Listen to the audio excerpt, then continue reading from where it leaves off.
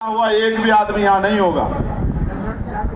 यानी कि इस पीढ़ी ने देखी नहीं गणना कैसे होती है। 1931 में गणना हुई जहां पता लगा कि पिछड़ों की आबादी 52% है। शेड्यूल कास्ट शेड्यूल ट्राइब की होती आई है, लेकिन 2011 में हर 10 साल बाद जब होती थी तो उसको कास्ट इकोनॉमी सोशियो सेंसस का नाम दिया गया, सर्वे का नाम दिया गया। उस गणना को भी, उसके आंकड़े भी सार्वजनिक नहीं किए गए।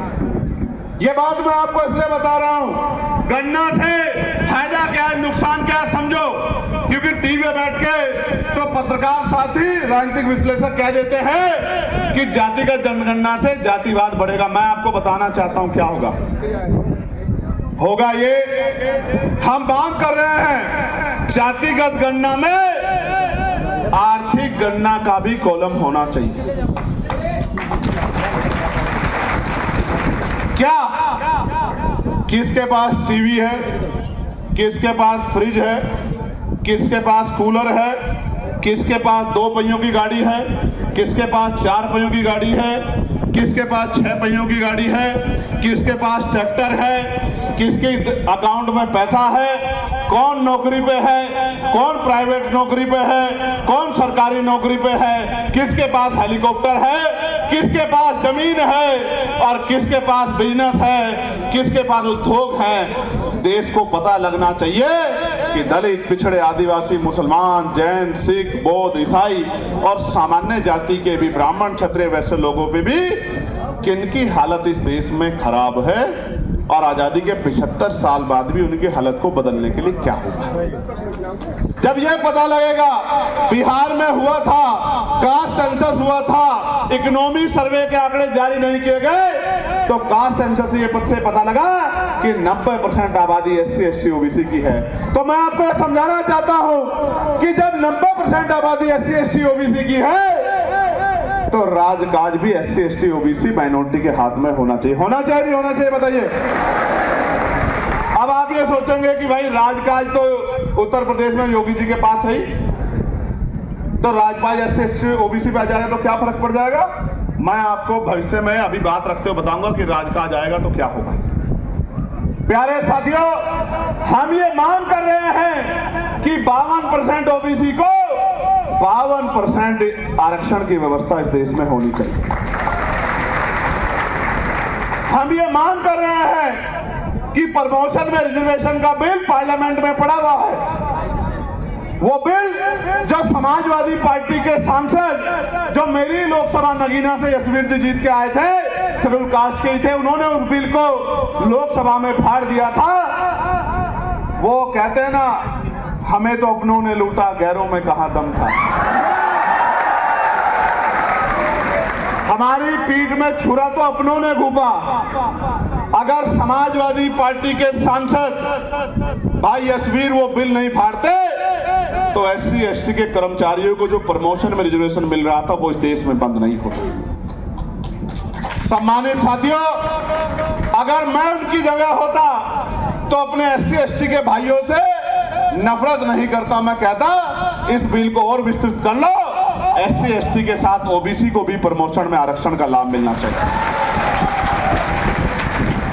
लेकिन दिल छोटा है तो SC, ST के प्रमोशन का बिल फड़वा दिया। और जो सत्ता में बैठी है, चाहे भाजपा या कांग्रेस, वो तो कभी चाहती ही नहीं थी कि SC, ST के कर्मचारियों को प्रमोशन मिले। उसके बाद डिमोशन हुए और कितने अधिकारियों को, कर्मचारियों को खून के आंसू रोने पड़े, ये SC, ST के कर्मचारी जानते। तो हम तो मांग कर रहे हैं, आपको याद होगा पार्लियामेंट में प्राइवेट मेंबर बिल लेके आया था मैं, क्योंकि संख्या हमारी कम है तो उस पर चर्चा नहीं करा पाया, इंट्रोड्यूस मैंने उसको करा दिया था। प्राइवेट मेंबर बिल लेके आया कि जिस तरह से निजीकरण बढ़ रहा है, सरकारी नौकरियां खत्म हो रही, सरकारी डिपार्टमेंट खत्म हो रहे हैं, अभी सामाजिक गैर बराबरी जारी है, तो SC, ST, OBC के लोगों को निजी क्षेत्रों में भी आरक्षण मिलना चाहिए। बिल मैं पार्लियामेंट में लेके आया था, मेरे अलावा पार्लियामेंट में कोई इस बिल को लेके नहीं आ पाया, ना ही किसी ने हिम्मत जुटाई, ना ही किसी ने सोचा कि SC, ST, OBC के नौजवान बेरोजगार घूम रहे हैं, इन बच्चों के बारे में हमें सोचना चाहिए जो पढ़ लिख के सोच रहे हैं कि हमारा भविष्य क्या हो। सम्मानित साथियों, आरक्षण पे जिस तरह का हमला हो रहा है, मैं प्रभुजन से भी पूछना चाहता हूं, आपसे पूछना चाहता हूं, आरक्षण क्या है? मैं इसका उदाहरण आपको बताता हूं। एक जवान आज मुझे मिला था, सीआरपीएफ का नहीं, सॉरी, सीआईएसएफ का जवान था। मैंने उससे पूछा क्या आपके परिवार में कौन कौन है? तो बोला भैया 4 बहन भाई हैं। मैंने कहा क्या क्या करते हैं? तो बोला भैया मेरा दूसरा भाई जॉब करता है, सरकारी नौकरी, मैं सीआईएसएफ में हूं, मेरी 2 बहनें हैं गवर्नमेंट स्कूल में टीचर हैं। मैंने कहा आपके पिता क्या करते थे? तो बोला भैया मेरे पिताजी पोस्ट ऑफिस में पोस्ट मास्टर थे।